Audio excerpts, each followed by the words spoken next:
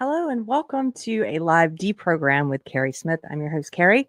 Good to see some familiar faces in the chat. Hello, Mr. Pirate Tomsky, Therese, give it up for our mods who are here today. Thank you. It is my birthday today. I'm having a really good birthday so far. And it's been a 2-week hiatus. I didn't intend for it to be long. I thought I would be streaming from the road, but it didn't work out that I had the time to do so or the Wi-Fi. And so anyway, I apologize. It's been a 2-week hiatus, but it was a much needed vacation in a way for me, not for my husband. He was performing at the Livingston Songwriter Festival in Montana. It was beautiful.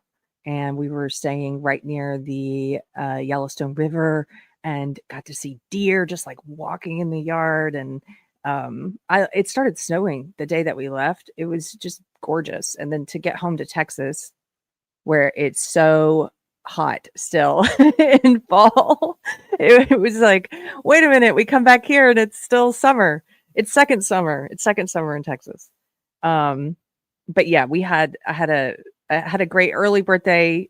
Yesterday was our first day back, really. And my husband got me 2 black crepe myrtles. I don't know if you know the crepe myrtle tree, which is all over the South.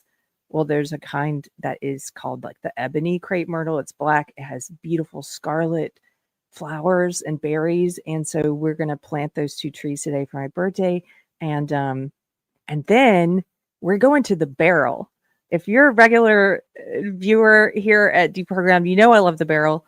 It's one of my favorites. I was very upset about the not just the wokeification, the stuff that was happening at that corporation, but also the really just bland remodel redesign that they were doing. And I was very happy that they eventually responded to customer feedback and said, okay, we're going to stop this.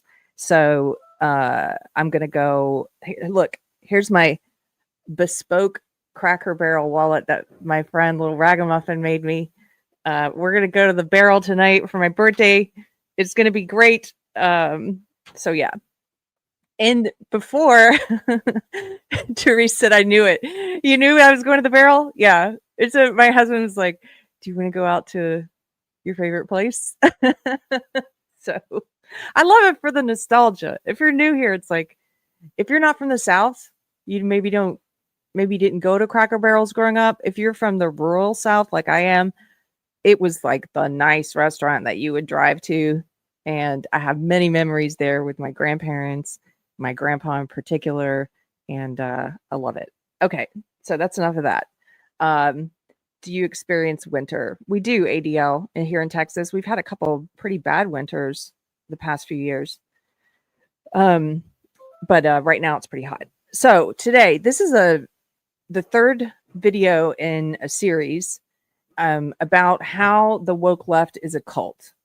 And the reason I started doing this series was because after the horrific assassination of Charlie Kirk, I think it was such a nationally traumatizing moment. And it's turning out to be another one of those inflection points where people who are in the woke cult that I used to be in are either waking up and leaving. And in fact, you will see if you follow WalkAway, they've had just so many new people joining, testimonials from people who are leaving the left. There's been a whole influx of people who are leaving that cult, who are realizing what it is, that it's not liberalism, first of all. And so there's a lot of people leaving, but then like with any of these big cultural inflection points, we also see the opposite happening. The people who are choosing to stay in the cult after this horrific event are doubling down. And I've seen this time and again. And so that's happening. And I'm getting messages again from people like I used to get that are for the first time dealing with their loved ones, sometimes their kids, their siblings, parents even, who are doubling down in the cult and who are threatening to cut off contact with them, who are becoming more enmeshed with what we used to call social justice ideology, but now colloquially people call it woke ideology. And so they're having those, it's another one of those times where you're seeing people leave and people double down, and then the family members who are left to deal with that, with the people who are doubling down. So this series is sort of an attempt to help those new people understand what they're dealing with. So the first 2 episodes, if you missed them, the first one was about the very narrow range of opinions, the ideological conformity that is characteristic of the woke cult that I was in, the leftist cult. That episode, you should definitely go and check it out if you haven't seen it. We talked about studies that show that the modern left is very ideologically rigid compared to the right, which makes sense because you've had over the past 10 years so many people like myself who've left the left, that the right is now on the graph that's in the study that we looked at. You can see the chart, the diagram. There's a whole range of opinions now on the right on different issues. That's all, acceptable opinions all over the place. Whereas on the left, it's becoming more and more tightly clustered because people are leaving. So the first episode was about ideological conformity. The second episode was about violence and how violence is not a bug on the left. It is a feature.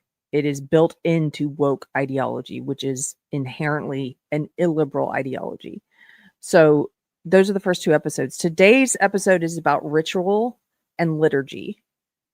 Now, I didn't used to know what the word liturgy meant until I became a Christian. Liturgy is basically words that are repeated, sacred texts. You might think of like prayers that people say together in unison as a kind of liturgy. It's sacred texts. And the woke have their own version of sacred texts. They have chants, mantras, things that they repeat. And we're going to look at some of those. And then we're also going to look at some of their rituals, examples of their very religious rituals. And let me just make this disclaimer. Not every religion is a cult, but every cult is a kind of religion. Every cult's kind of religious, but not every religion is a cult. But I would argue the woke cult is, if you go through all the characteristics of a cult, they pretty much check every box except for they don't have one charismatic leader. It's more like a hydra. They have a plethora of charismatic leaders, the national level, the local level, and they come and go because they typically do the Stalinist thing. There's a lot of backstabbing and they mob each other and take each other down, and then another one rises. So on the national level, you might think of people like Ibram X. Kendi, Robin DiAngelo, Tim Wise, people like that. But on your local level, there are woke people who are kind of the head of woke in your town. At least that's the case in Georgetown, Texas. There are people who are the like mini celebrity in town who push this woke agenda. They might be on your city council.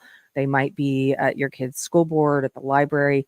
And they're the ones online who are running all the woke workshops. And a lot of times they have chapters in Georgetown. They have a chapter of a group called Courageous Conversations, which is hilarious because there's no conversations allowed. It's woke dogma being preached by what I like to call the high priestess. There's all these different high priestesses and priestesses of priests and priestesses of woke. And in Georgetown, this group is run by the little mini woke celebrities there who enforce this ideology. In these groups, Courageous Conversations, you're not allowed to have questions or to disagree. You are there to be re-educated. You are there to be trained and programmed. And you're going to learn about your white privilege. So we're going to get into that. That might be a good place to start is with white privilege. I just want to thank someone. Oh, Pirate Tomsky for 10 pounds. Thanks for the super chat. Says, congratulations on another successful completed journey around the sun. Have a cracker or a barrel on me. Happy birthday.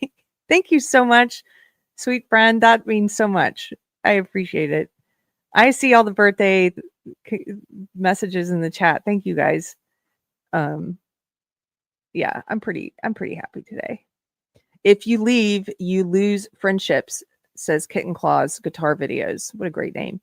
That's true. Like a cult. If you leave, you are now a heretic. You're an apostate, rather, and they will come after you. All the people you thought were your friends. They don't just cut you off. They will try and make an example of you for leaving the cult.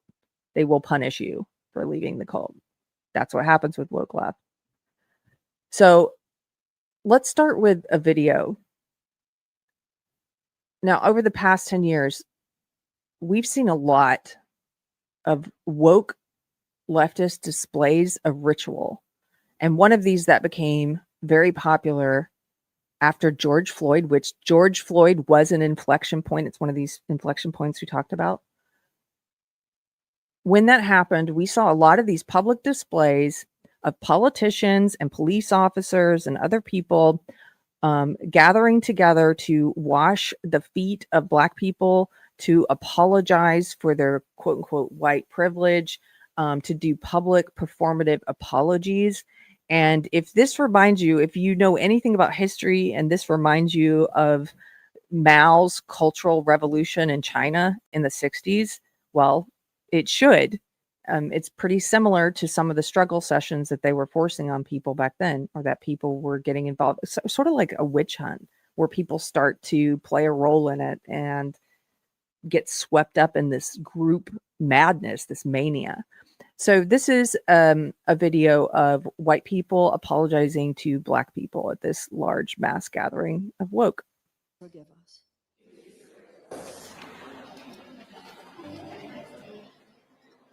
As I speak, I'm going to ask the white Americans in the room to please repeat after me. On behalf of myself and on behalf of my country, to you and all African Americans, from the beginning of our nation's history, in honor of your ancestors and on behalf of your children, please hear this from my heart. I apologize. Please forgive us. With this prayer, I acknowledge the depth of the evils that have been perpetrated against Black people in America. Are you getting the cult vibes yet? Are you picking up on the cult vibes? Now, if you're in this cult, you kind of get, it works up to this. It's like boiling a frog, right? It's slowly. So if you're looking at it from the outside in and you've never been in woke, or you haven't left it like I did, then this is probably very obviously to you, there's something wrong. Your gut is probably pinging like, what is happening here? All the people, all the white people are gathered and they're all touching the Black people and apologizing to them for on behalf of their country and on behalf of all white people. Yes, it's gross. I see you in the chat. It's gross. There's something just about it. We'll continue. From slavery to lynchings to white supremacist laws to the denial of voting rights to all the ways, both large and small, all of them evil, all of them wrong, for all the oppression and all of the injustices. I apologize. Please forgive us for the denial of any civil rights, for inequalities in criminal justice. Hold on. Let me just say something about this. This apology is performative for a number of reasons. One reason is you're apologizing for a debt that you don't owe, and you're saying, please forgive me for this thing that I didn't do. You're not making restitution for something you did. You're performing an apology for things that were done in the past by other people. two other people who were not in the room. And you're standing there and saying, forgive me? Because why? Because of the color of my skin?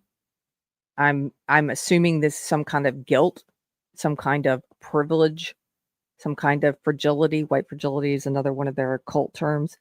Because of the color of your skin, you have this unique sin. This is one way that it's like a religion. I know a lot of people have been pointing this out over the years.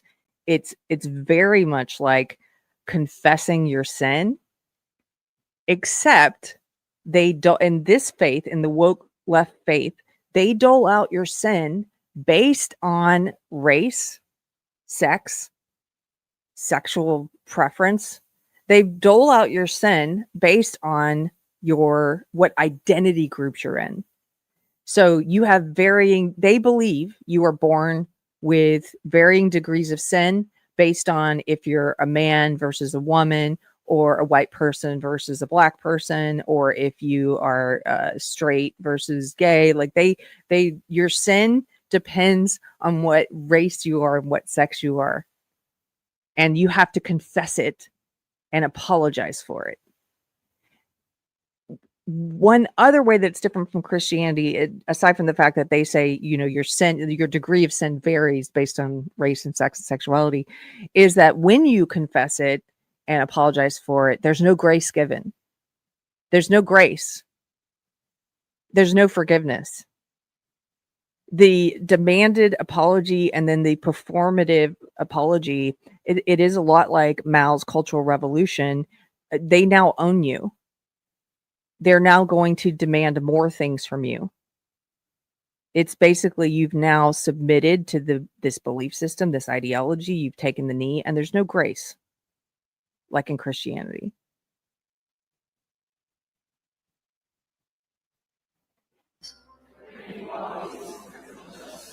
To any instances of police brutality, to the denial of opportunity for economic injustice, for any ways that a racial element has played into the perpetration of injustice. I apologize. Please forgive us.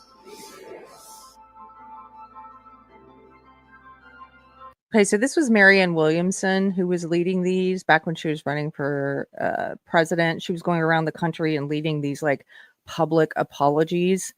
And yes, hey Kevin, I see you in the chat. They are creepy. There's something really weird about it. It's not genuine. First of all, this is a performative thing, and because it's the chanting where everyone's doing it, it takes on this religious feeling. They even put like the kind of like the background music in there that's like, this is a healing. They called it a healing thing.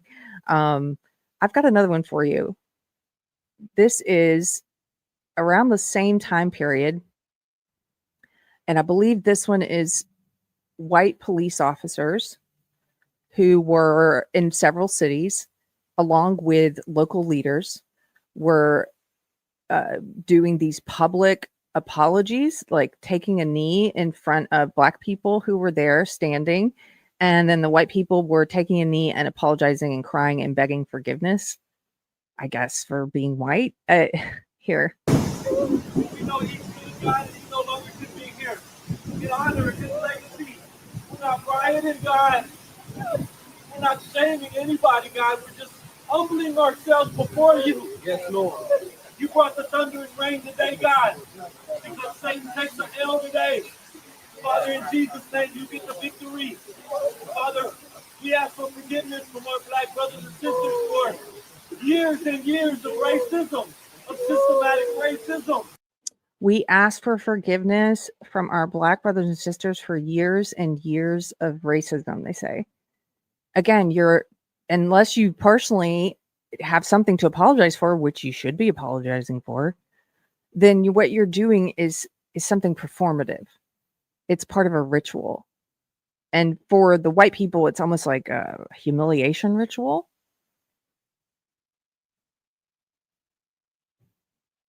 Okay. I've got one. Actually, let me show you this. As I was pulling up clips for this, I found David Harris, who is a Black conservative. He's a great follow, and I found an old video of his where he was talking about this, and I wanted to share it because I think this is the sentiment of most of the people I know.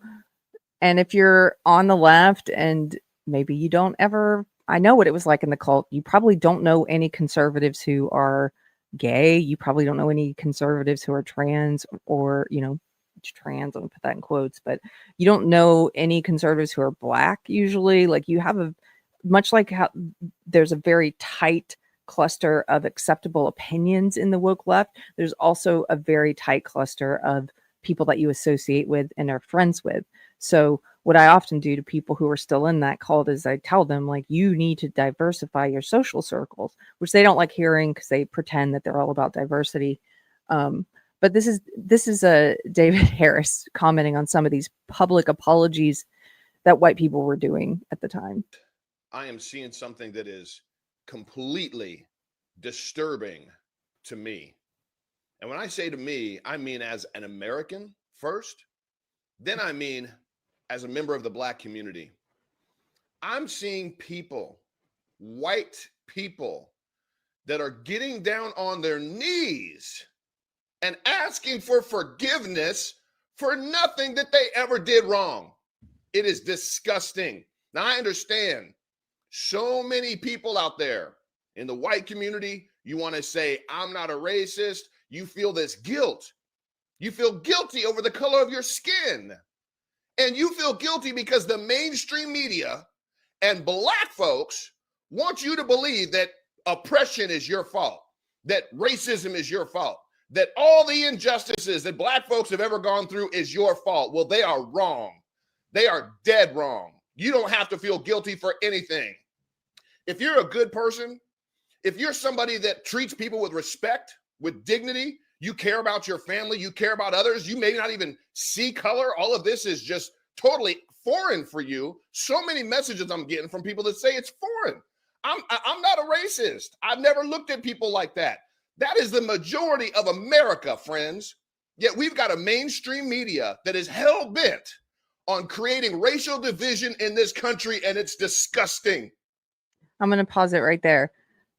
It's interesting to watch this now, a few years later, because he's so right that they are interested in creating racial division in this country. And for the first time, we are seeing, and I can already hear the people getting upset that I'm saying this, but we are seeing people on the right, or who claim to be on the right, who are now buying into this woke identity politics, racism, and who are actually all over X. Some of these people with large platforms saying things about how it's time for white people to become racist like Black people. It's time for white people to, because Black people are, it's time for us. Racism is what's going to fix racism. It's time for us to have a white identity. Like, this is all over X lately. And it's not just on X. I know people in real life who are getting pulled into this crap, thinking that that is a good solution to what the woke left has been doing, is to do the same thing, which is ridiculous. And he's right. Like, the intent is to make us divided along lines of, like, gender, race, all these identity lines. What does that do? Well, that keeps us from holding the elite accountable. That keeps us, for example, in the past few years, has anyone been held accountable for COVID? For the origins of COVID? How about for the authoritarian lockdowns and mask mandates and what that did to kids? Hold on just one second. My husband, Anthony, if you're watching the video in the other room, it's kind of loud. I can hear it. It sounds like I'm echoing. I'm sorry. I was like, where's that coming from? I love you. Thank you. But so what I'm saying is, we're at a time now where I see some people who are on the right, or who claim to be on the right, who are now giving in to woke leftist ideology, who are sort of saying, if we can't beat them, I guess let's join them. This is how we're going to fix this. And so to some degree, they've been successful. If you manage to avoid joining the woke left cult, but now you're getting pulled into the woke right cult, like, you're just they've still played you. They've still got you. They're getting you to buy into the same ideology. It's just you're putting your identity groups up top. You feel like you're owed an apology. I see some of these people on X today who are claiming to be on the right, and they're running around talking about all the same things that woke left is talking about. They're just switching the identity groups. Like some guy was arguing with me and saying it's time for white people to get reparations because our posterity's been stolen from us, heritage Americans. That's what they're calling white people. So don't fall into that trap. I'm not going to go off on a too long of a tangent about that. I just had to bring that up. Okay. I've got another one here for you. This is a video of white police officers apologizing to Black people. It was another one of these public kind of performances and washing their feet.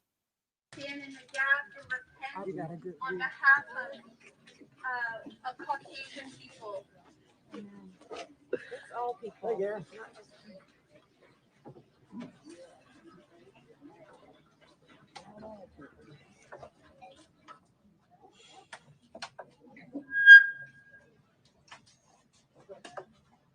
Lord. It's our honor to stand here on behalf of all white pastors. Judy said it's an honor to stand here on behalf of all white people. And they're bringing in these white police officers and positioning them and having them kneel to wash the feet of Black people. Which Black people? I don't know. It could be any. It's all a ritual. It's all performative, right? So does it matter? Are they bringing in racist white cops who've done a racism? No, they're just bringing in cops. They're just bringing in white cops and then random Black people, and it's a ritual. All of our white race, and we've just heard about one race and all of humanity. But Lord, we stand here, Lord, confessing, repenting, Lord, for our aggression.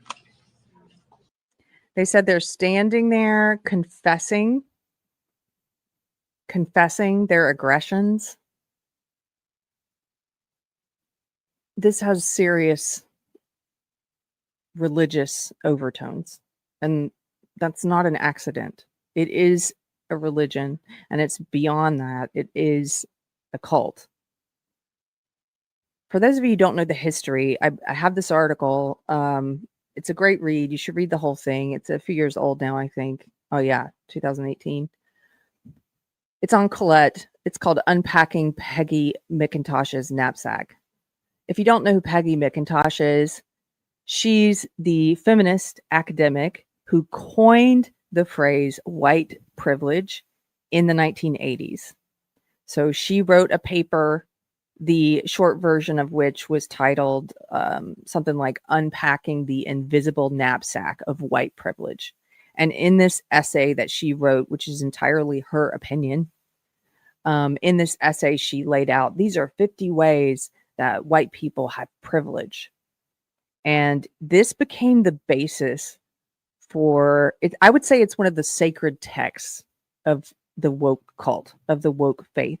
It became the basis for so many other books, articles, ideas that grew out of that, including Robin DiAngelo's famous White Fragility, which came out in 2017 and built upon this concept of there's something called white privilege. And, then Robin DiAngelo's like, and now there's also something called white fragility, and there's white tears, and there's all these different racist terms. They're racist terms. You get that, right? They're putting your race in the term itself. It's dependent upon your race. So I pulled this up because if you don't know the history of Peggy McIntosh, this is a great article to read. And it kind of goes into her background as being a part of the 1%. This woman came from a very wealthy family. And a lot of what she talked about, if you want to get into the mind of someone who might pen an essay like this, one hypothesis is that a lot of what she views as like her guilt for being privileged has more to do with her wealth, for being exceptionally privileged in that area, and then assuming and all of that is a result of being white, and that all white people share these things that she shares. I'm just going to read you a little bit of the beginning. Yeah, Kevin Anderson. Hey, Kevin says, a wealthy family, the douche, you say. I know. It's all of these Marxist revolutionaries, like Marx himself, like a lot of the people at the Frankfurt School, like they all came from these very privileged, wealthy, sheltered backgrounds, but they never actually had to work for anything. And they want to tell everyone else about their privilege and the best way to live and to reorganize society and the revolution that's needed and how we're going to destroy capitalism. And this, they all come from wealthy backgrounds. So did Peggy McIntosh. So this article says, her experiential list enumerating the ways in which she benefits from being born with white skin simply confuses racial privilege with the financial advantages she has always been fortunate enough to enjoy. And that's a picture of her. She's still out there woking, by the way. She's doing a lot of woking still. And this is from her, something she called the Racial Equity Resource Guide. It's a quote. White privilege is the unquestioned and unearned set of advantages, entitlements, benefits, and choices bestowed upon people solely because they are white. Generally, white people who experience such privilege do so without being conscious of it. The concept of white privilege was popularized by Peggy McIntosh in a 1989 paper written at Harvard University entitled White Privilege: Unpacking the Invisible Knapsack. It was written as a personal experiential essay. So it's a personal essay of her experience. It's like any opinion piece. This is my experience. It wasn't a scientific study. There was no data. It was, here's my theory. Let me put it out there. It details 26 ways in which McIntosh's skin color has been decisive in determining her life outcomes. This hugely influential paper has been responsible for the subsequent proliferation of a rigidly enforced theory of privilege throughout social movements and university classrooms.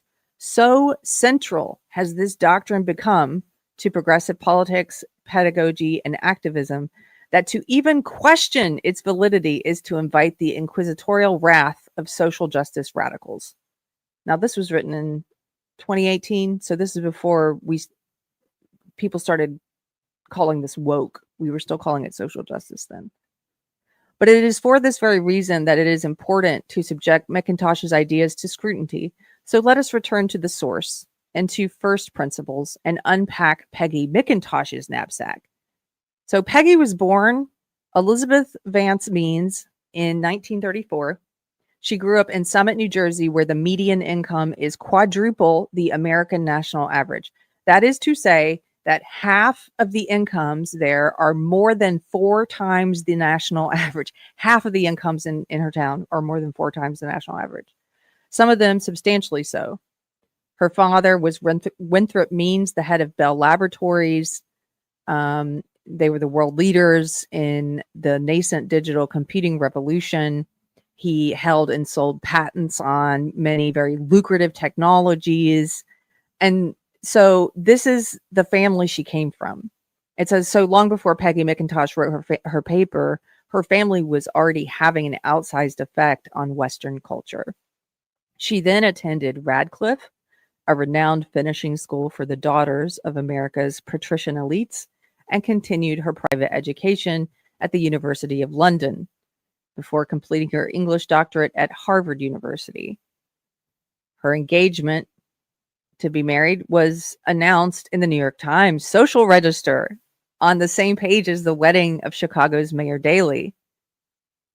You can go and read the whole thing yourself. It details her life of extreme, privilege.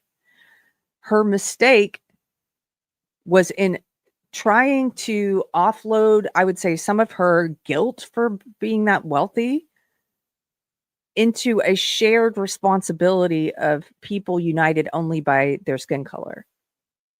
And you see people within woke do this a lot. In fact, a lot of those white people who are engaging in these videos we just watched of this performative apology for being white and apologizing for all white people, I think it's a very interesting psychological tactic. It's a way to avoid dealing with your actual personal responsibility for things that you may have done wrong in your life. you don't have to address your actual sins. You don't have to address the ways in which your character's flawed or bad things that you've done or mistakes that you've made, because you're instead going to offload and do this like performative apology on behalf of all white people in the world. We've seen this time and again with people, with celebrities who are in the woke cult. They get caught doing something that they're personally responsible for. And then instead of owning it and taking responsibility, they come forward and they blame their male privilege or their white privilege. This happened with Morgan Spurlock. Do you remember that director? He was accused during the Me Too part of the woke movement. He was accused of being sexually inappropriate by many different women. They all came forward with their accounts. There were several accusations of sexual harassment and other types of, I guess, lewd behavior. And it made the national news, like a lot of the accusations were making at the time during Me Too. And Morgan Spurlock issued an apology in which he apologized for his male privilege, and he offloaded the responsibility for his personal actions onto all men. He was basically saying, all men, it's time for us to have a conversation to apologize for these things, for our toxic masculinity. He apologized for his toxic masculinity, which is another woke left cult phrase. It's in their cult dictionary. It's in their lexicon. He apologized for toxic masculinity. It's psychologically, if you think about it, it's just a very tricky way to avoid actually taking responsibility for what you've done. It's like, I'm going to share this with the group, with an entire race, with an entire group of people based on gender. You know, yes, Dion. Hey, Dion. She says it's reducing your internal guilt by spreading it around. It is. You're trying to force team everybody. Force teaming, which is a tactic. You're like, we have been toxically masculine. We have been white privileged. Yes. Gunner, thank you for the super chat. Gunner says, at least when Christians confess sins, we know we have something to confess. Not just original sin, but things that we've personally done and that weigh on you. Thank you. That is my point exactly. When you confess your sins in the Christian faith, it's about taking personal responsibility, taking an inventory. They like that word, inventory, of what you've actually done during the day. Even if you pray each day, you can do this.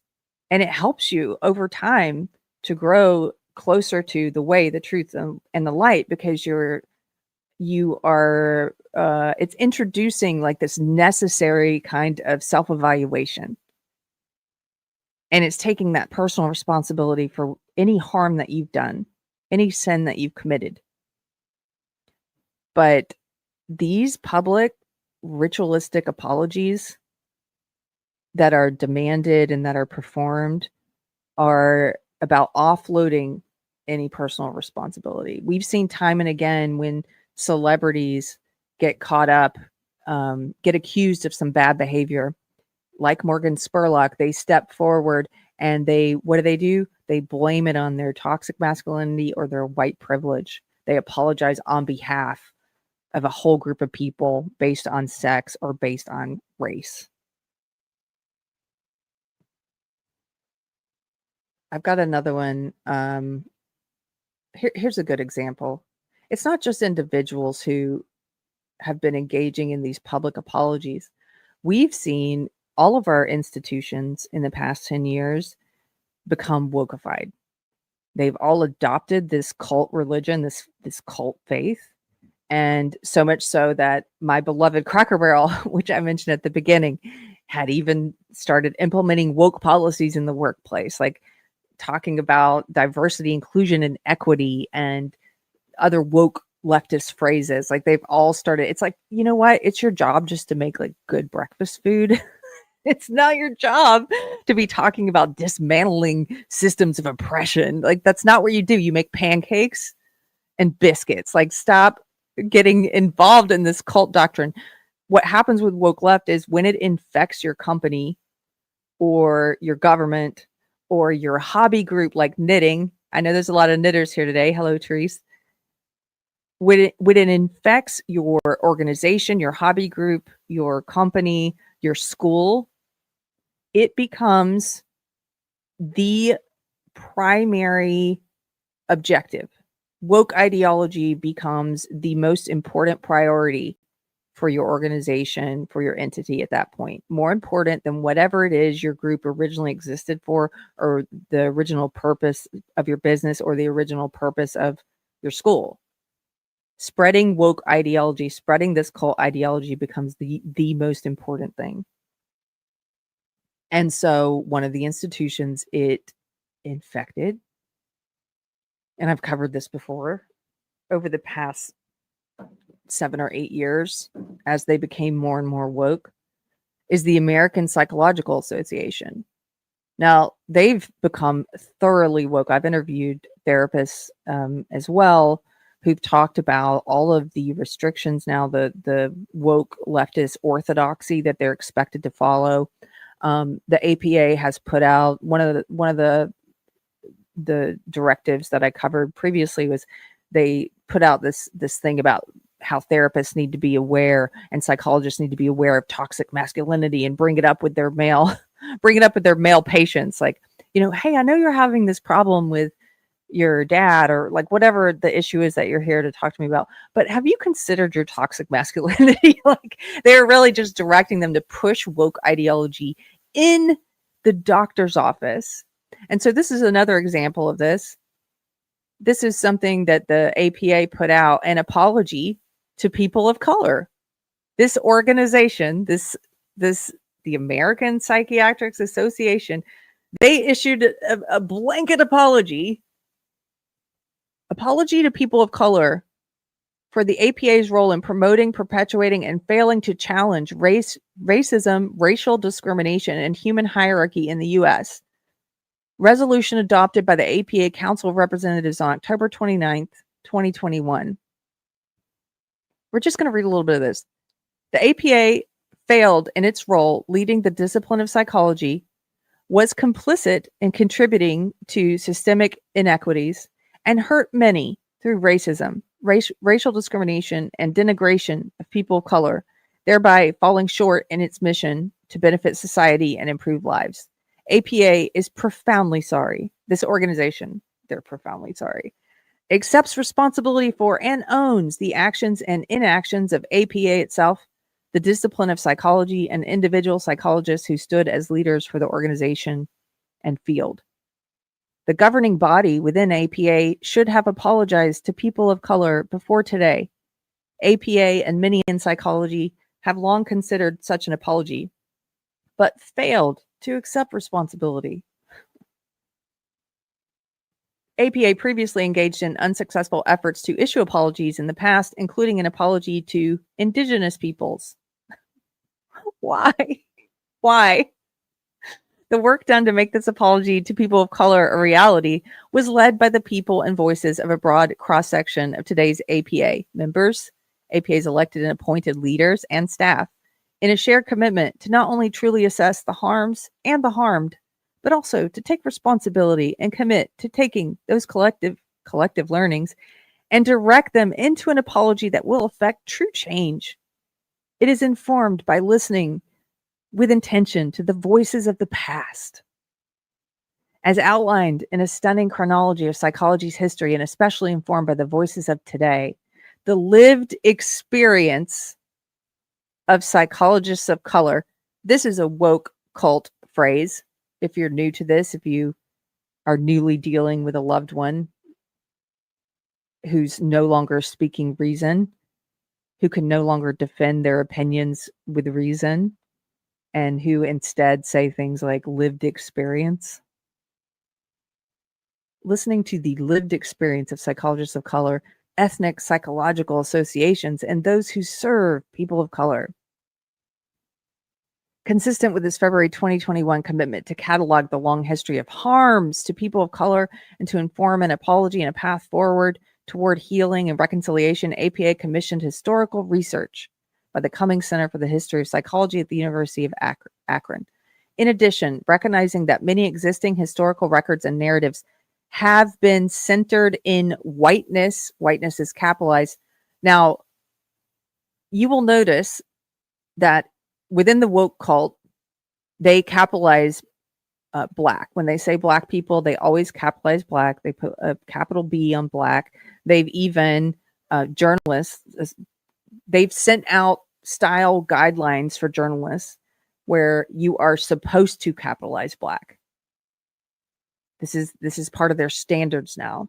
They do not capitalize white, only black, except they always capitalize whiteness. They always capitalize this. And I think it's almost like an attempt to say, like, this is a thing, like white privilege is a thing. Trust us, whiteness is a thing. Have been centered in whiteness. APA also concluded that it was imperative to capture oral history and the lived experiences of communities of color, so commissioned a series of listening sessions and surveys, which also informed this resolution by Jernigan and Associates in Consulting. There's so much, this is longer, but there's so much woke jargon in this, cult jargon. And this is coming from what's supposed to be a trusted institution, as they even say in the statement that's concerned with improving the lives of the people who come to them for help.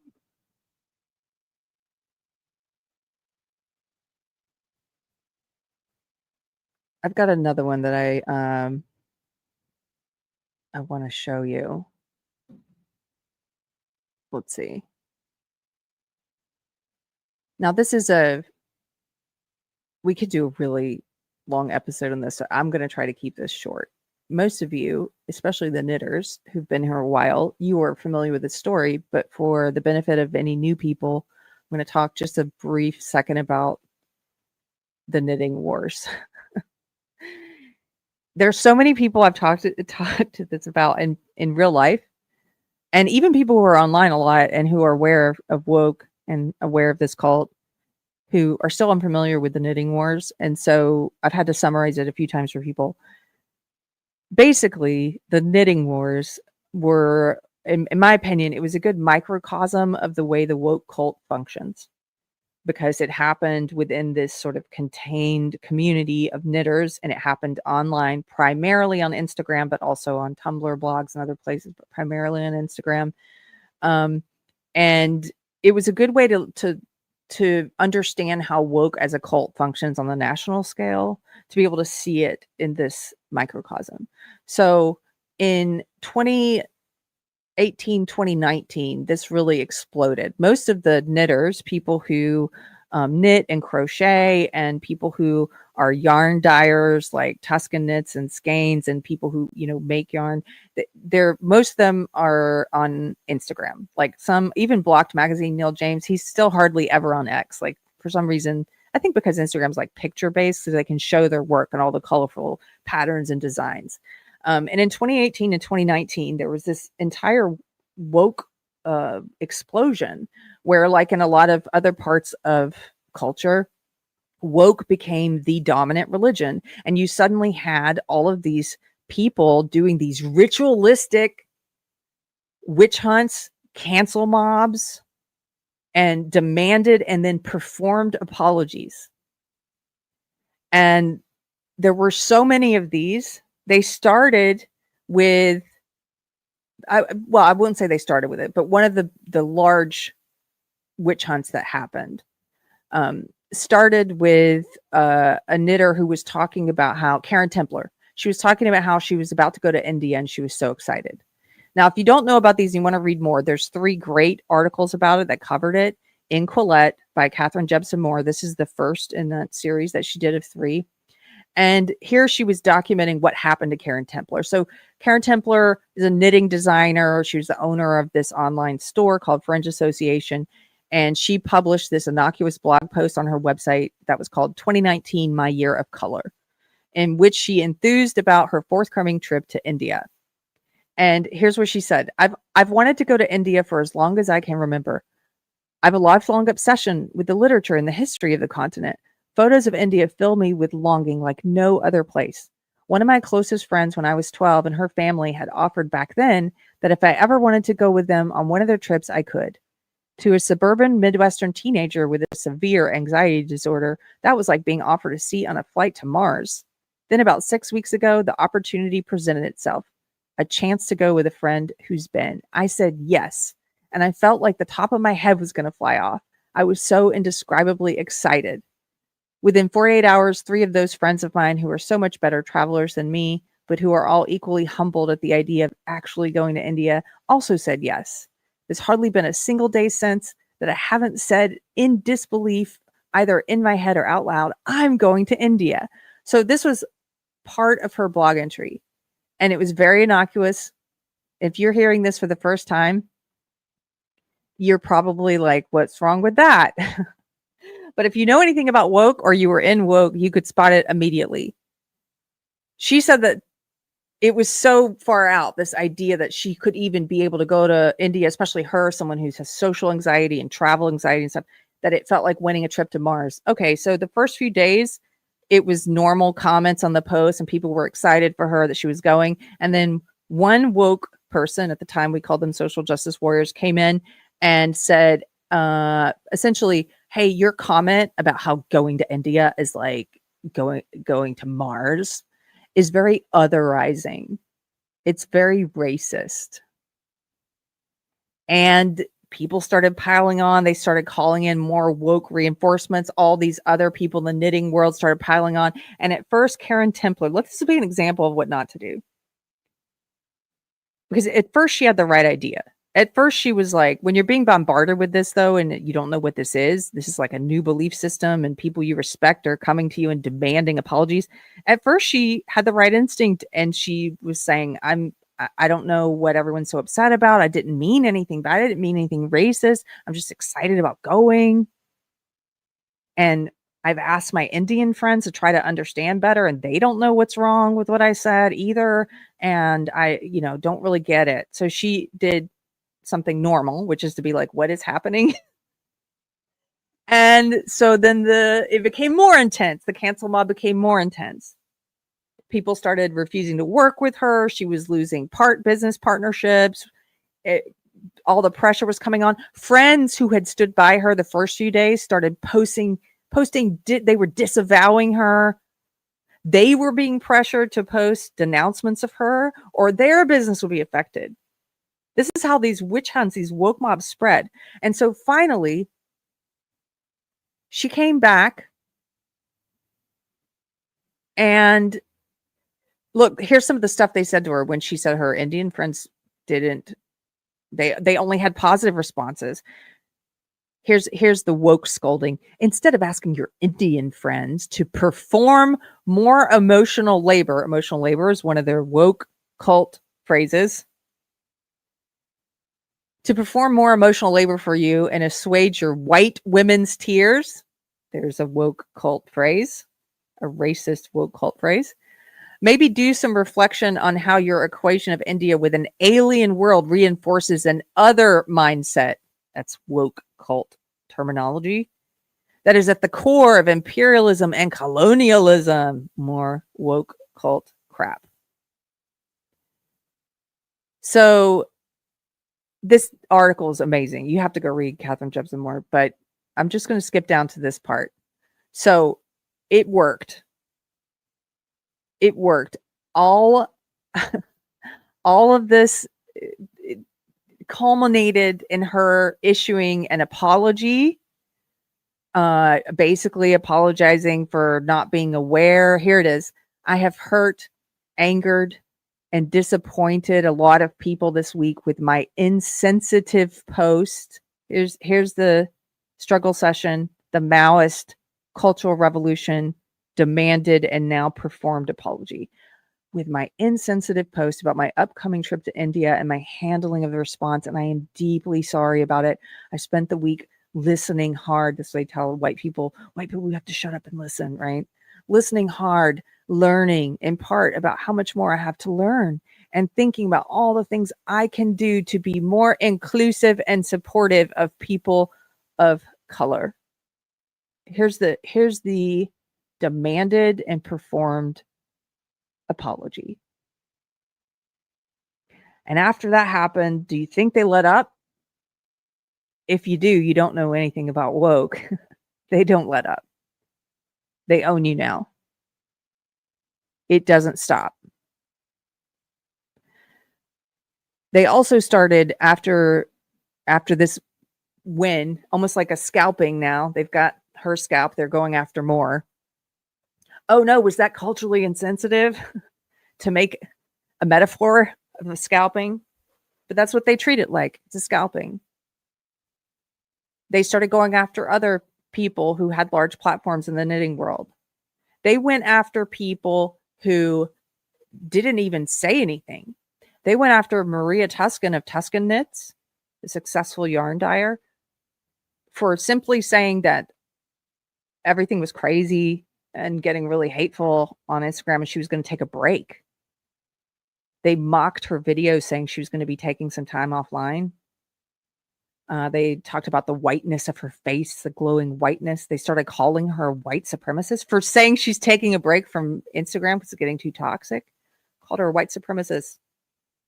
They started pressuring all of the yarn and knitting conventions that were booking her. So she lost a lot of engagements. There were people contacting her privately, telling her that they privately, quietly supported her, but they publicly were going to have to denounce her. People that she thought were friends. I'm going to have to publicly denounce you so this doesn't happen to me too. That kind of thing. I'm not going to be able to be seen with you at the knitting convention, that kind of thing. But I privately, quietly support you. Cowards. Right? This happened to Sakmatician, who's a popular knitting designer, a gay man, out, married to a man, living with HIV, part of the left. He actually coined the diversity hashtag. He's the one that coined diversity. And he posted a poem asking for kindness. Like, can we stop all this? Like let's back off. Let's have kindness. He was mobbed, attacked. He was told he was tone policing. He was shaming. He had white privilege, male privilege. They did the same thing. They put pressure on all of, he was losing business associations. He had a book out. He was losing speaking engagements. They pressured the knitting conventions. He eventually ended up in hospital on suicide watch. He was confronted at events by this crazy mob. He ended up in hospital on suicide watch, and his husband had to put out a statement saying, "Can you please stop? Like, your hate has been received." There was Marie Buskey with Skeins, sorry guys, in New Zealand. There were so many of these stories, and I know many of you in the chat who went through this yourself. Around the same time, Ravelry, the biggest knitting platform, banned all Trump supporters, said all Trump supporters are white supremacists, and you're not allowed here anymore if you're a Trump supporter. Colbert Report talked about this on his program, Stephen Colbert, and his audience erupted in cheers. They were happy to see this cult display.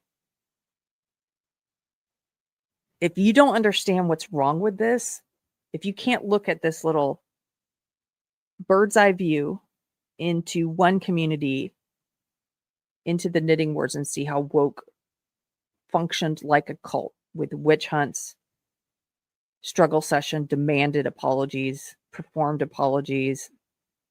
If you can't see how that's cult-like, banning everyone who's a conservative from your platform, all this stuff that was happening,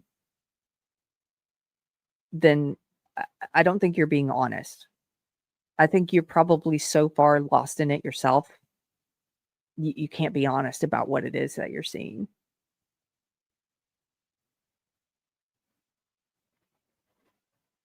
I'm going to take just a quick second and read some chats, and then we have some more. We're going to get into some of the language. Mental Jiu-Jitsu says liberals have mythologized and worshipped minorities since Rousseau and his myth of the noble savage. Isn't that true? My husband and I were just talking about that recently, because there's this whole cultural attitude on behalf of a lot of woke white people where they obviously they have this mythology about Native Americans, and when you start reading a lot of history of different Native American tribes, you become confronted with the reality that they're just like any people. Like, they're just like any people. They are capable of violence. There were tribes that hated each other, that warred with each other. There were tribes that were vicious, that were participating in cannibalism of their enemies. Like, there's some crazy stuff that was happening. But the woke whitewashing that happens, funny choice of words, whitewashing, but what they do is they're like, oh, it's this noble, peaceful people, and they weren't conquerors of each other, or we were. We conquered, yes, but if they conquered as well, like there's no like, they're not some special elf-like creature that, it's just Pirate Tomsky says, lies, carrots, all paradise until Europeans arrive. No, it's not true. And the weird thing is, woke white people do the same about Black people. They kind of mythologize them. And like, I saw recently a video of Charlie Kirk talking to students on a campus, and there was this one just bewildered, brainwashed white girl, and I felt so bad for her because she wasn't hateful, but she was so wrapped up in this belief system. And he was asking her questions about crime, and she was saying, essentially, this young white female college student was saying, well, Black people, when they commit crime, it's because of racism, and that they don't have food. Like, they have to steal things in order to eat, to put food on the table. And he's like, are you really saying that crime is because people are going hungry? And he kept kind of trying to get her to think.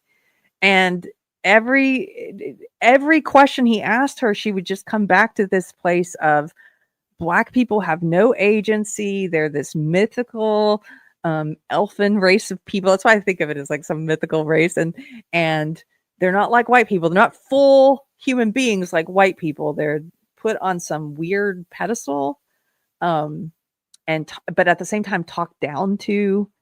And there's the soft bigotry of low expectations, right? Of like, they can't do anything. Yeah, it does sound kind of racist, because it is, right, Davina? It is racist.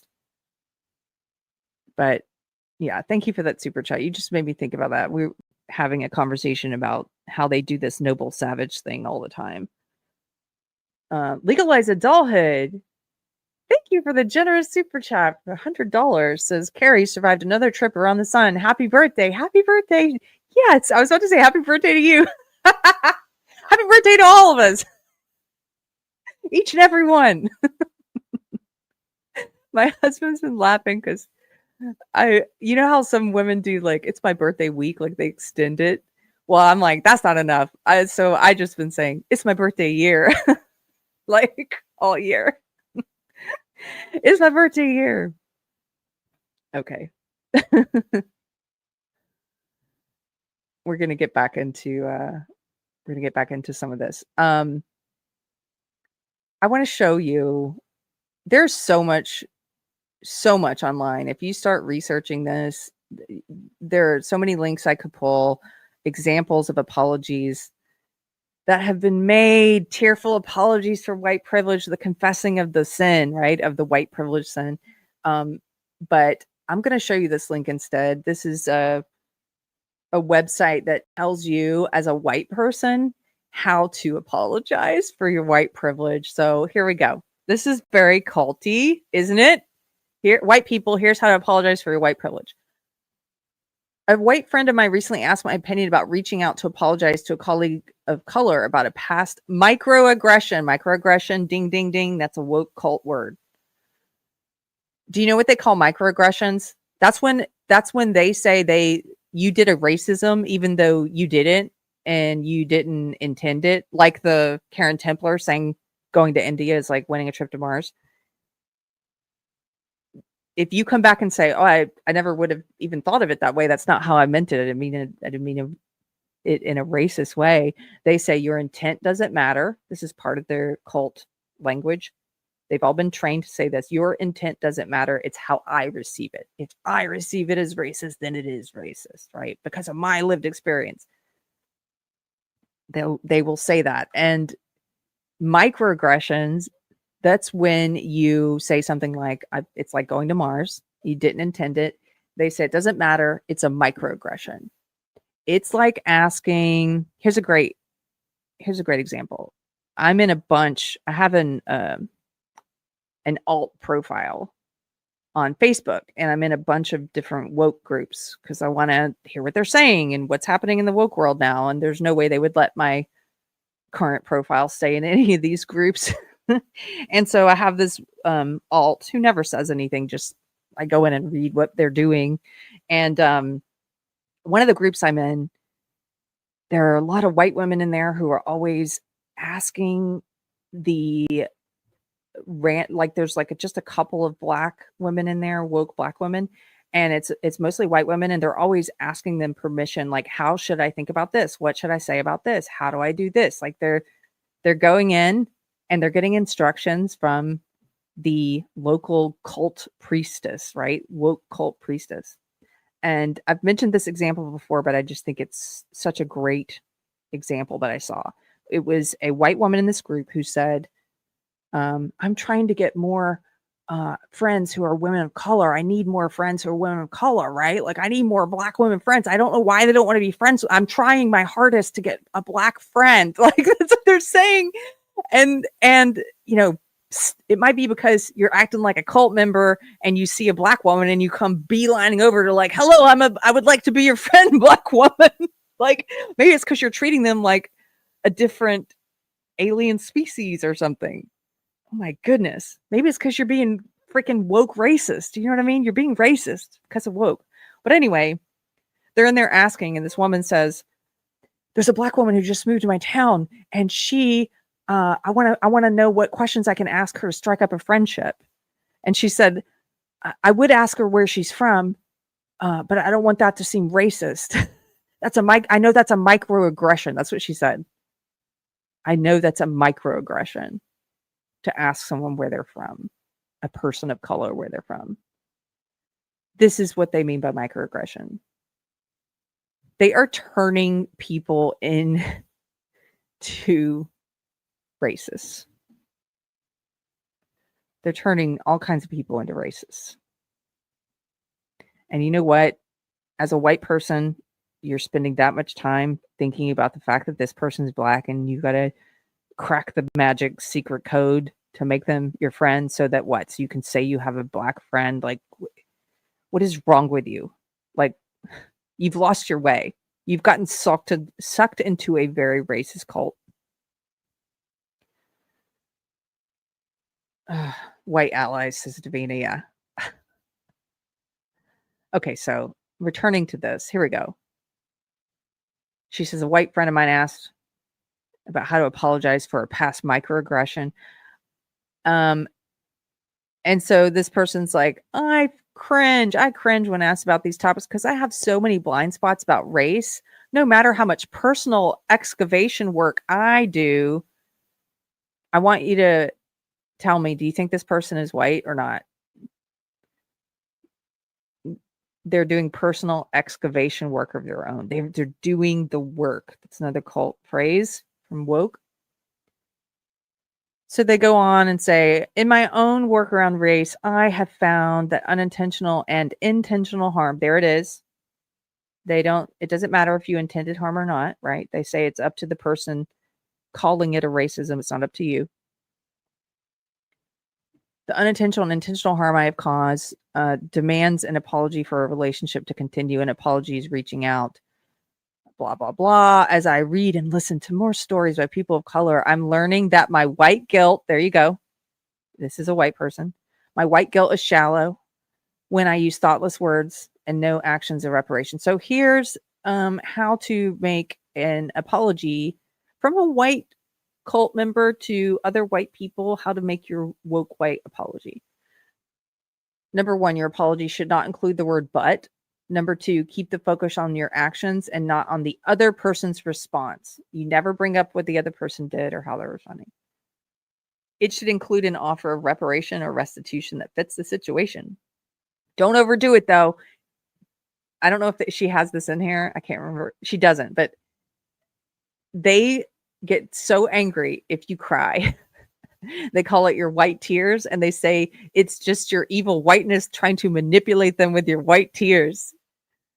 We saw it earlier in another article, your white woman's tears, right? Oh, so don't overdo it. Don't have any emotion about it.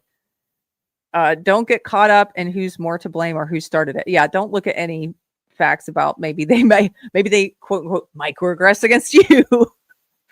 Number 6 requires that you do your best to avoid a repeat performance. Number 7 should not serve to silence, meaning you don't apologize just to silence them calling you a racist. They're still going to call you a racist. You get this, right? And now you've admitted it. Now you've done the demanded apology and you've said, I apologize for my white privilege. Like, you basically said, okay, whatever false claim you have against me is true. Don't expect them to be silent now. They're going to continue to call you that. It shouldn't be offered to make you feel better if it risks making the hurt party feel worse.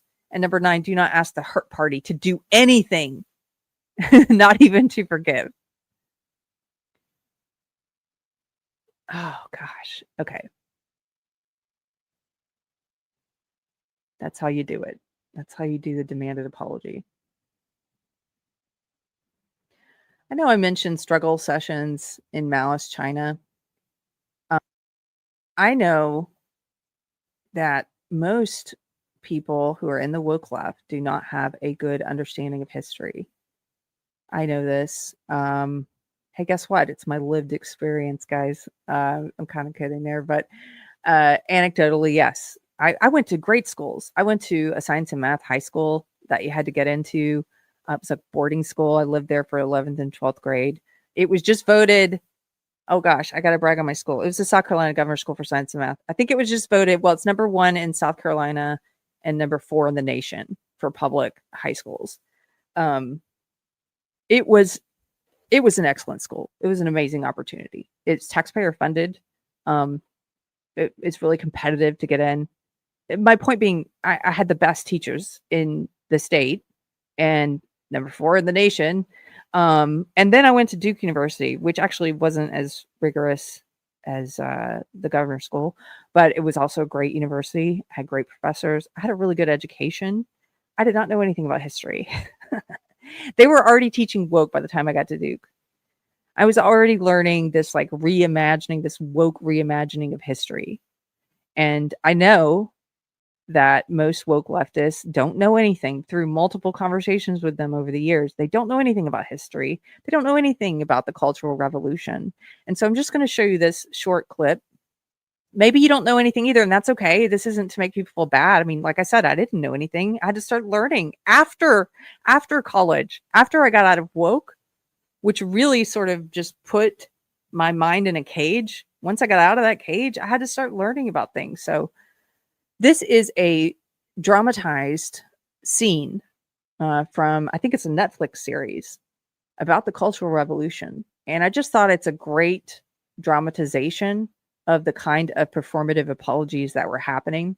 And what's also interesting here is you will see that Mao employed the use of children. He thought they were very important to spreading this ideology, which is very similar to woke ideology. And they were called the Red Guard, and he employed children in these public apologies, these struggle sessions, where they would bring out people that they called counter-revolutionaries, put a dunce cap on their head, and torture them and humiliate them and shame them and force them to apologize to the mob. Here we go.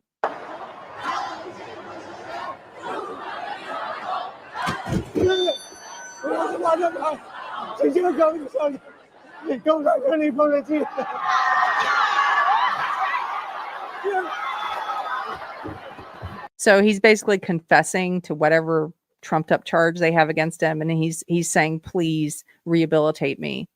It's like the woke, like re-educate me. It's like when they finally give in and make the apology, and they're like, please teach me how to do the work. They always say, like, I want to learn to do the work. I'm laughing because it's so dark, but this is what woke is. It's like this. It is so dark, and they all do this. they all start speaking the lexicon right after. I'd like to apologize for my white privilege. I want to learn how to do the work. I want to learn how to be more inclusive and be silent and lift up voices of color. Like, it's just like, just so the abuse stops, right? But it doesn't. It's not going to stop.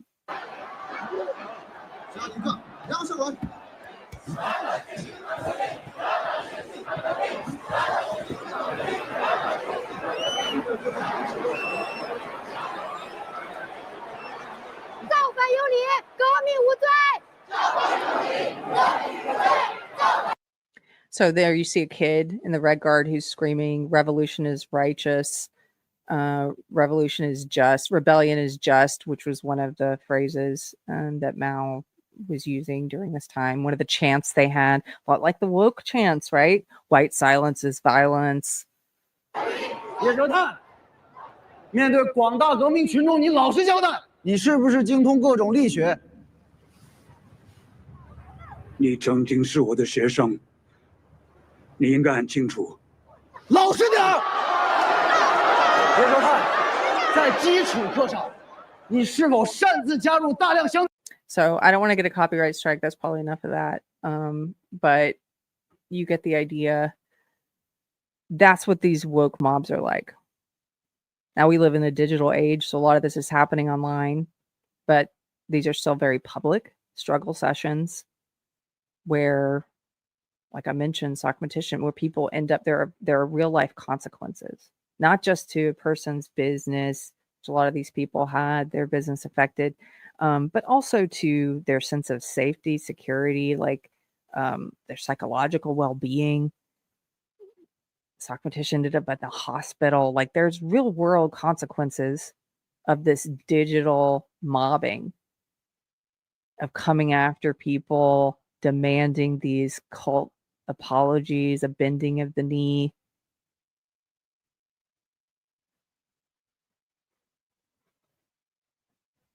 I want to show you another. So I said this episode was about ritual and liturgy. And so when it comes to ritual, there's a couple of different traits of woke leftism that I consider to be ritualistic. There are the demanded apologies, the cancel mobs, which always result in the demanded apology, the performative apology. There's the foot washing spectacles that we've seen, the public apologies. There's pronouns in bio. There's symbology that they use. So I can always tell if someone's got pronouns in their bio, especially if they're not even claiming to be a trans person and it's so obvious. Like, who's that actress, Rachel Zellweger? How do you say her name? The one who was in Snow White. You know, she's got like she, her on her bio. Oh, as if you wouldn't know, you know. Why do they do that? Why do all these people put that in their bio? Well, within the woke cult, their idea, they want to normalize this false belief that people are either born cis, which is a word they made up, which just means not trans. It's a cult word. That people are either born cis or trans, meaning, quote unquote, born in the wrong body is what they say, which, like, how can you be born in the wrong body? You're born into the body you're born into. But so they're trying to normalize this idea for children. It used to be that the number of kids who experienced gender dysphoria, like feeling uncomfortable in the body they were born in, feeling like they were the wrong sex, it used to be that percentage was like 0.001%. It wasn't even 1%. It was so minuscule, the kids who struggled with this. But since it's been pushed in schools, this cult belief system has been pushed in not just university where I picked it up, but in K through 12 in the past 15 or 20 years. You now have a whole generation of young people who have been introduced to this idea as if it's real, as if this is something that all people struggle with, and worse than that as if it's not in the DSM, as if it's not a mental health disorder. It's a mental illness.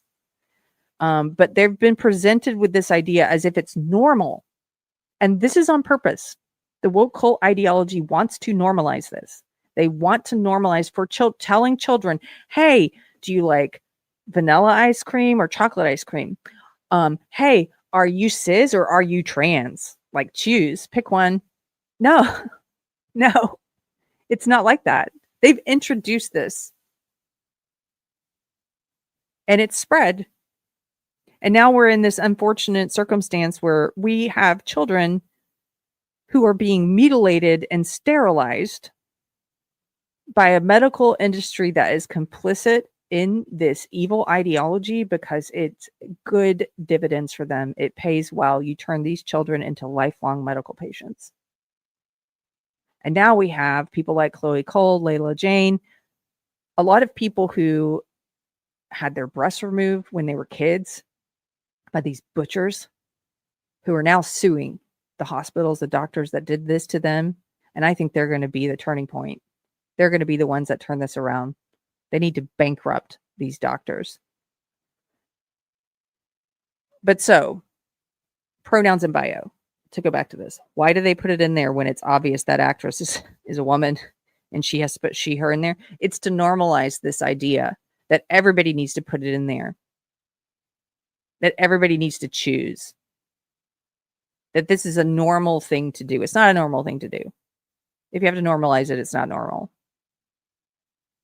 When I see pronouns in bio, yes, of course, I know what cult you're in. You're telling me what cult you're in. You're telling me what your religious faith is when you put it in there. That's what it is. It's a cult marker.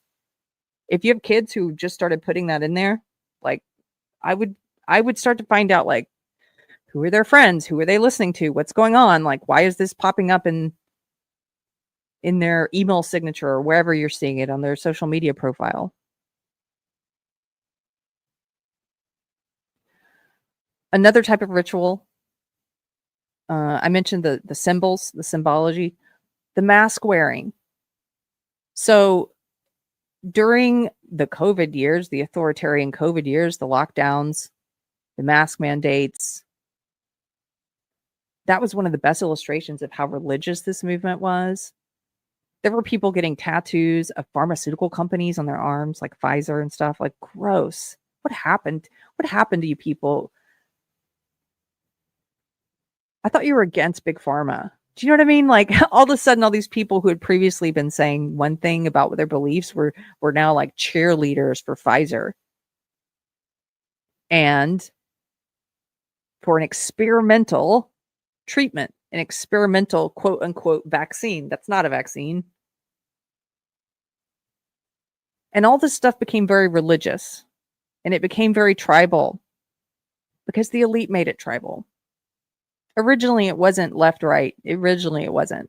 There were a lot of very honest and sincere progressives I know who did not let the tribalism get to them. Like, once the propaganda started coming out that like the right is doing this and the left is doing this. I know some progressives who continued to protest the mask mandates and the vax mandates. I know out on the square in Georgetown, there were lefties out there all the time, which is great. They were protesting it. But most people on the left don't have deeply held beliefs. They go where the cult goes. And so the cult was going to like embracing Big Pharma and a new untested vaccine. Let me clarify so this video doesn't get taken down. Experimental. We used to get taken down for correctly calling it experimental, but it is, yes, it was experimental. It still hasn't been around long enough for longitudinal studies. It still hasn't been. That's the definition. We're still in an experimental phase, guys. And so during that time, it became very religious. And I even several times, I would just say, like, there was a coffee shop I used to love to go to, but they always wanted me to wear the mask. And I would put it on, get my coffee, and then take it off. And they would yell at me, but like, it's you. I would have a different hat and a different kind of mask each time. And I was like, I'm not wearing your religious symbol, but I love your coffee. I don't know. I thought that was I still patronize them. I still would give a cash tip every time and then take the mask off and they'd be like, get out. You're not allowed in here. But it is. I told them that one of those times I said, I'm not wearing your religious symbol. I'm not part of your religion. That's what it became. And if you doubt me, look at this. This is David Hogg, who's kind of like one of the young people in the Red Guard, right? Who's being used to push this ideology. And this was something I will never forget him saying this in 2021 when finally most of the states had gotten rid of their mask mandate. And he said out loud what I knew a lot of them were thinking. I just didn't expect to see one say it out loud. He said it out loud. He said, I feel the need to continue wearing my mask outside, even outside, what a loser, to continue wearing my mask outside, even though I'm fully vaccinated. What does that matter? You can still catch it, right? They lied to us. Remember Rachel Maddow saying, once you get the vaccine, you can't catch it and you can't spread it. Lie. He says, even though I'm fully vaccinated, I feel the need to continue wearing my mask outside because the inconvenience of having to wear a mask is more than worth it to have people not think I'm a conservative. So there you go. It was religious, political, tribal. It became a symbol for them. He and many others. There are some of them today who still wear that mask. It became embedded as part of woke ideology, as a symbol of their beliefs. That everyone is contagious, that they're contagious, that they're gonna trust the authority. They're gonna go with what they're being told, what the elite are saying that's actually untrue. But they're gonna go along with it. He didn't want to take it off because, gasp, you might think he's a conservative. If he breathes free. That was a cult symbol. There's another one that's been in the news recently. Another cult symbol. The woke cult likes to spread their religion using public tax dollars and pushing it into the government, into public schools, and into our public walkways and roadways. This is in the news here in Texas. So our Governor Abbott, has finally said, which thank goodness, Governor Abbott has said, look, if you don't get rid of your politically, ideologically, religious, kind of like motivated crosswalks and all the stuff you painted in the street, then you're not going to get your state transportation budget anymore or your federal transportation dollars. We're going to take it away from you. You have 30 days to comply. I love this story so much. This article's from today. Austin, Texas. So Austin has a huge like rainbow. They have the LGBT part of woke. They have rainbow crosswalks they painted using our tax dollars. They have a huge Black Lives Matter street. The whole street is painted. Black Artists Matter, I think it says. And so he's like, you've got 30 days to get rid of it. Austin faces a 30-day deadline to remove its Pride crosswalk and Black Artists Matter roadway art. You can see a picture of it there. It's even got like the the groomer colors, the pink and the blue there.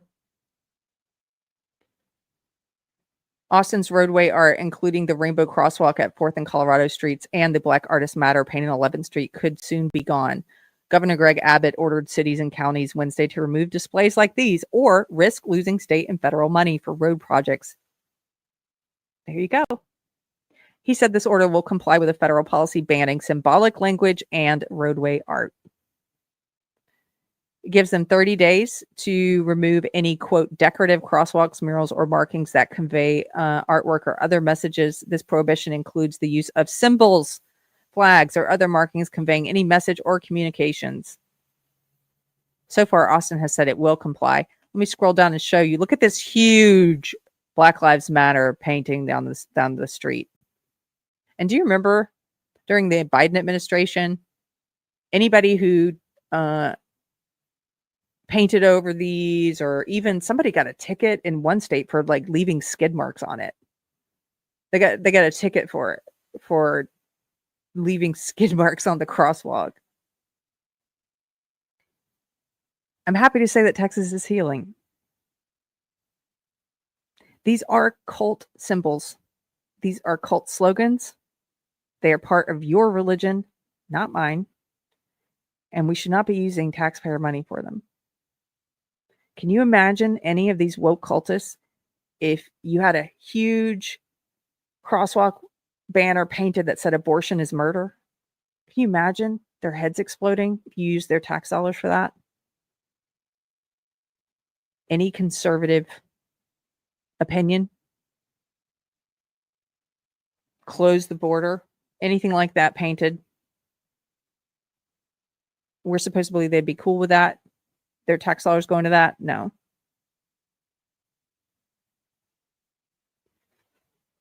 So that's another example of the cult symbology, how they push it into the public square, often with public money, with your money, with my money, with taxpayer money. I'm going to wrap this up soon. I don't want this to go on too long, but I wanted to show you a quick clip of what I'm calling liturgy of the woke left. Now, we saw some of that already. We saw all the white people chanting apologies to black people. One thing that became very popular after the George Floyd cultural inflection point was this whole mantra of say their name. There was a person in Georgetown, Texas that painted their car with like, I don't know, 100 names of people they said were victims of black people they said were victims of police brutality. And it was this virtue signaling stunt. This is a pastor saying, say their name. And in this case, he wants his congregation at church to repeat, like a religious mantra, the name of a Supreme Court Justice, Ketanji Brown Jackson. Why is this happening in church? I'm not one of those people who says that faith has nothing to do with the world that we're in currently, with politics. I don't believe that. It does have a lot to do with your opinion on the state of the world. It necessarily does. So it's not that he's mentioning something in the current events that is a problem for me. It's that he's having them perform what amounts to a religious chant of her name during service. I cannot imagine my pastor who voted for Trump, who occasionally will mention current events, things that are happening in the world, which I'm very grateful for, and how to apply your faith in the world we live in. I could never imagine him. He would never. Hey guys, hey congregation, we're gonna all chant Donald Trump, okay? All together now. Like, what? Her poise, she was cool. She Brown Jackson. Say her name. Ketanji Brown Jackson. Say her name. I don't hear nobody. She belongs to us. When I looked at her, I saw my sister. I just wanted you to see the chanting part. And yes, Pirate, is she the one who could not define what a woman is? Yes. Shameful. Shameful. They like to do this repeated chanting, these religious sort of mantras and liturgy. As I mentioned, some of the ones you will hear when they're protesting, or rather rioting, often rioting. White silence is violence. That's one of their favorites. White silence is violence. I've talked about this many times. What does that mean? They mean that as a white person, you have to say what they want you to say. You have to say woke things. If you don't say woke things, then you are participating in violence. You have to say woke things. That's what white silence is violence means. You have to speak woke. It's also an attempt to blur the definitions of speech and violence. Like, they purposely try to conflate those things so that they feel justified. I covered this in the last episode on violence. They feel justified using violence against speech they don't like because they have told their cult they're the same thing. Speech or lack of speech is violence. Therefore, we can use physical violence against you. That's the way that works.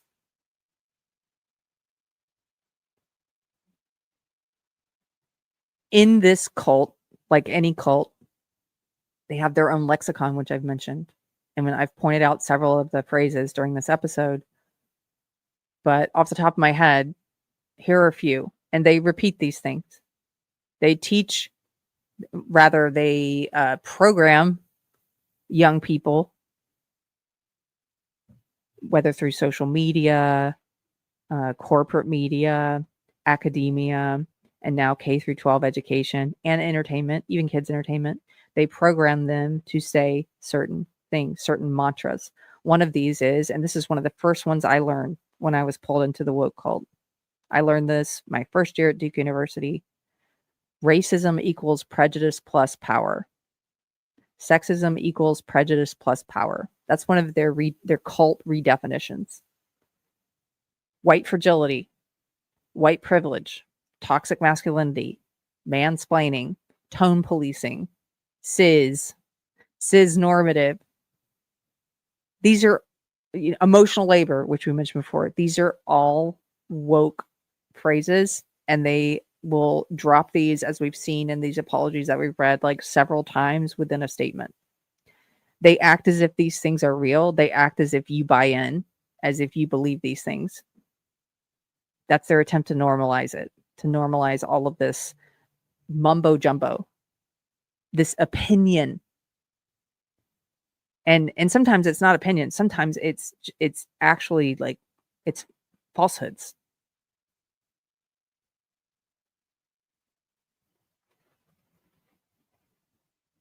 I'm going to read a couple things. I wanted to respond to this when I marked this one early. Thank you, Jeff Bird. He says, honestly, I think all religions are cults. I wanted to address this one because I don't. You can go through the characteristics of cults and you can find out if your faith or your particular church, for example, is behaving in a cult-like way. My church, there's no, like in a cult, you are instructed to cut off contact with people who are not believers. Like in woke left, we were encouraged to cut contact, like a lot of these young people are doing now, cutting contact with family and friends who are not in the cult. That's a way to spread the ideology. They use your friends and family and those emotional heartstrings to try and manipulate you into being okay with the cult. We're going to take your kids away from you. We're going to take your family member away from you, your friends away from you. They're going to cut off contact with you. That's what cults do. My church doesn't do that. I have friends who go to other churches. They don't do that. I'm friends with all kinds of non-believers, non-Christians.